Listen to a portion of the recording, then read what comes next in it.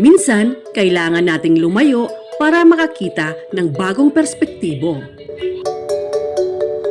At sa pagkakataong ito, kasama ko ang mga miyembro ng organikong magsasaka at mangingisda ng Reon 8 sa isang benchmarking tour sa Vietnam. Tara!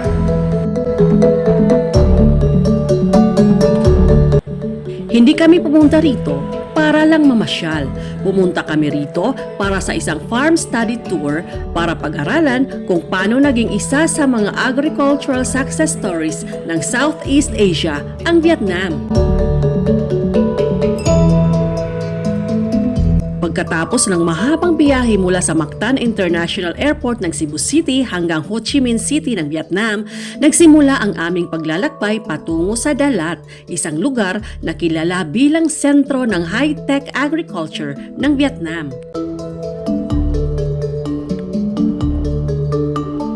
Ang unang farm visit namin dito sa Dalat ay isang beekeeping farm.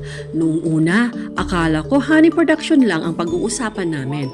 Pero habang ipinapakita nila ang kanilang operation, doon ko nakita kung paano nila napapalawak ang kita mula sa isang enterprise. Bukod sa honey, gumagawa rin sila ng royal jelly, propolis, beeswax products at iba pang health and wellness products. Hindi lang isang produkto ang kanilang binebenta. Maraming value-added products ang nagmumula sa mga kolonya ng bubuyog. Matapos naming makita kung paano nagkakaroon ng mas mataas na halaga ang mga produkto mula sa bubuyog, nagtungo naman kami sa Potato Flower Vegetable Research Center. Dito namin nakita na sa likod ng bawat innovation sa agrikultura ay may pananaliksik, eksperimento at mga taong patuloy na naghahanap ng mas mahusay na paraan ng pagsasaka. May mga greenhouses, may mga laboratories, may mga researchers na patuloy na naghahanap ng paraan para mapabuti ang produksyon. Madalas nating nakikita ang masaganang harvest pero hindi natin nakikita ang mga taon ng pag-aaral na nasa likod nito. At siguro kaya mas mabilis umunlad sa agrikultura ang Vietnam dahil seryoso silang namumuhunan sa kaalaman. Matapos ang isang araw na farm visits at learning sessions, panahon naman para maranasan namin ang isa pang mahalagang bahagi ng Vietnam, ang kanilang kultura. Nasaksihan namin ang kanilang cultural presentation at game ng game ang OMRO members na ipakita sa mga Vietnamese ang kanilang dance moves. Sa simpleng musika at sayaw, naging masaya at magkulay ang aming unang gabi sa Vietnam.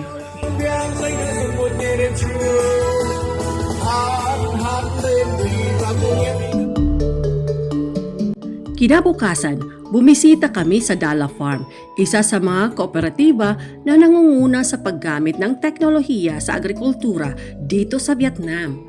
Tahimik kaming nakinig sa mga salita ng founder habang ibinabahagi niya ang kanyang pananaw tungkol sa kanilang Vietphonics Agriculture 4.0.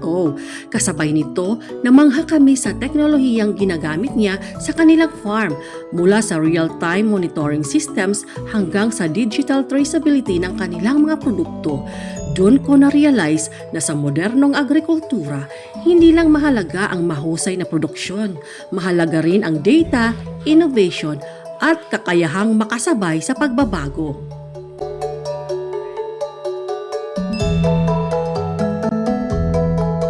Mula sa teknolohiya ng Dala Farm, nagtungo naman kami sa Bonya Cooperative. Dito namin nakita kung paano nagtutulungan ang mga magsasaka at consolidators upang makagawa ng mga produktong may mas mataas na halaga sa market. Sa pamamagitan ng pagproseso, packaging at marketing, mas napapalawak nila ang oportunidad para sa kanilang kooperatiba. At sa dami ng mga produktong pinatikim sa amin, ang pinakapaborito ko ay ang kanilang masarap na potato chips. Isang simpleng pagkain pero magandang halimbawa kung paano nadaragdagan ang halaga ng isang produkto sa pamamagitan ng innovation.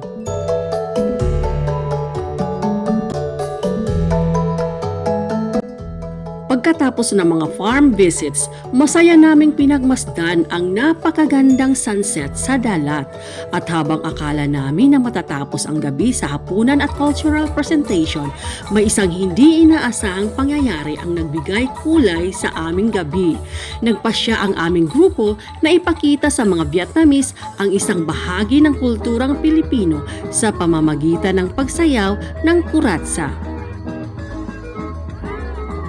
Sa puntong yon, nagtagpo ang dalawang kultura sa musika, sayaw at pagkakaibigan.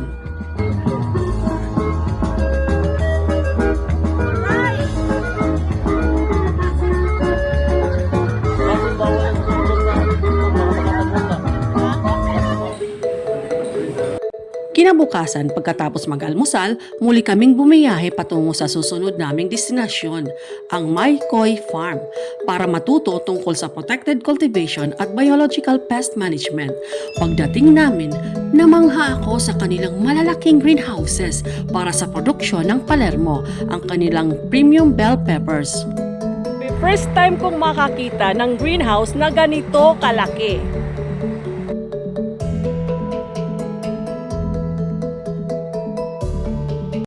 Bago makapasok, sumunod kami sa mahigpit na biosecurity measures tulad ng pagsuot ng lab gown, pagsanitize ng kamay at pagdaan sa foot bath. Sa loob, nakita namin ang kanilang kontroladong sistema ng produksyon at paggamit ng biological pest control. Okay, so para hindi atakihin ng peste ang mga Palermo, naglalagay sila ng ganito. Inside, meron silang predatory mites na umaatake sa mga peste. Pinatikim din sa amin ang Palermo pepper, matamis, malutong at masarap kahit hilaw. Pero higit pa sa teknolohiya at makabagong sistema ng produksyon, ang pinakatumatak sa akin sa pagbisita namin sa Mai Khoi Farm ay ang kwento ng kanilang founder. Isang inspirasyong nagpapaalala na ang tagumpay ay hindi lamang nasusukat sa laki ng farm o negosyo, kundi sa kakayahang magbago at magbigay pag-asa sa iba.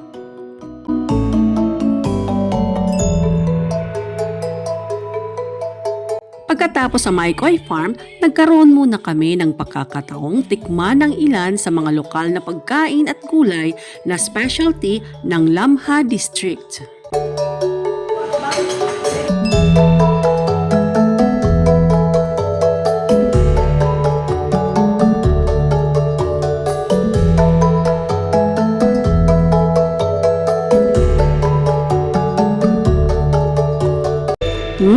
Ang sarap! Perfect! At para sa mahilig sa kape tulad ko, magugustuhan ninyo ang susunod na destinasyon, ang Tam Trinh Coffee. Nakinig muna kami sa kanilang CEO na nagbahagi kung paano nila binuo ang kanilang operasyon mula sa produksyon ng kape hanggang sa pagbuo ng isang brand na kinikilala hindi lamang sa Vietnam pati na sa ibang bansa. Isa sa mga bagay na tumatak sa amin ay ang kahalagahan ng kanilang standards. Meron silang tinatawag na 4C certification, isang sistema na hindi lamang nakatuon sa kalidad ng produkto, kundi pati sa responsableng pamamahala ng negosyo, kapakanan ng mga manggagawa at pangangalaga sa kalikasan. At syempre, hindi magiging kumpleto ang pagbisita sa isang coffee enterprise kung walang coffee tasting. Natikman namin ang kanilang kape at masarap nga.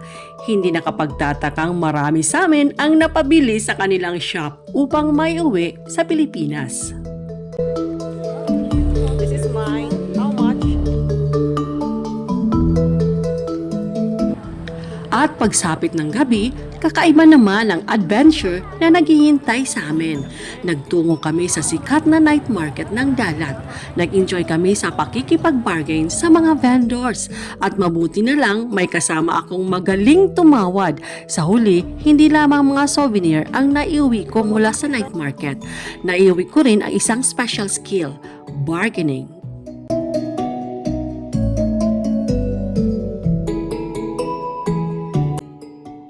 Sa huling araw namin sa dalat, pumunta kami sa isa pang coffee shop at coffee processing facility, ang Laviat Coffee, na kilala sa kanilang mataas na kalidad na Arabica coffee. Pagdating namin, agad kaming namangha sa kakaibang konsepto ng kanilang lugar. Sa harap ay isang maaliwalas na coffee shop kung saan maaaring tikman ng mga bisita ang kanilang produkto. Habang sa likod naman, matatagpuan ang kanilang processing factory kung saan nagaganap ang iba't ibang proseso ng kape. So dito nila pinaprocess ang coffee beans.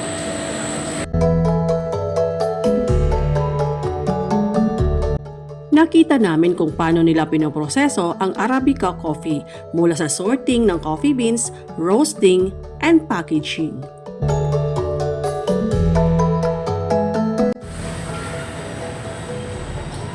Alam nyo ba ang laman nito? Coffee beans. Sako-sakong coffee beans.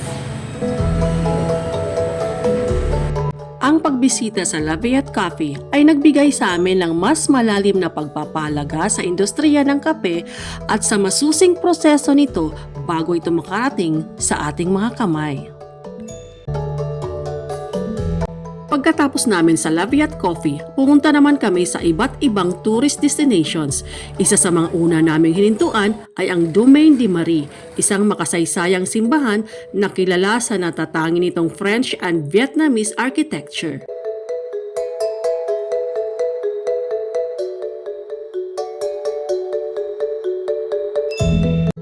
Pagkatapos, sumakay naman kami sa Cap Treo Cable Car para masaksihan ang dalat mula sa ibang view. At marami sana akong mapupulot na obserbasyon mula sa tanawing yon. Pero aaminin ko, nahirapan akong mag-concentrate sa landscape dahil sa aking fear of heights. Kunwari wala kami sa cable car. At kunwari wala kaming fear of heights. Chill lang. Hindi tayo dapat nagpapahalata. Pagkatapos sa nakakatawang karanasan sa cable car, nagtungo naman kami sa Bao Dai Palace, dating summer residence ni Bao Dai, ang huling emperor ng Vietnam. Dito namin nasilayan ang ilan sa mga bahagi ng kanyang pamumuhay at sa kasaysayang humubog sa modernong Vietnam. Pero ang pinakamasayang bahagi sa aming pagbisita ay nang magsuot ang ilan sa amin ng mga costumes. Nagkaroon ng pagkakataon ang grupo na makuhanan ng litrato at magkunwaring bahagi ng isang panahon na matagal nang lumipas.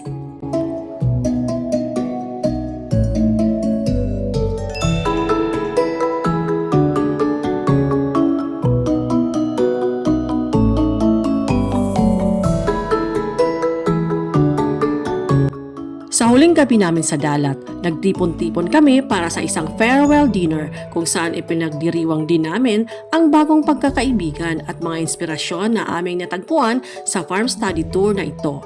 Sa pagtatapos ng aming paglalakbay sa Vietnam, baon namin hindi lang mga alaala, kundi mga ideya, inspirasyon at bagong perspektibo. Mula sa Vietnam, ako si Mia ng Aldi Farm at ng organikong magsasaka at mangingisda ng Rehiyon 8. Salamat sa panunood. Thank you for watching. See you in my next vlog.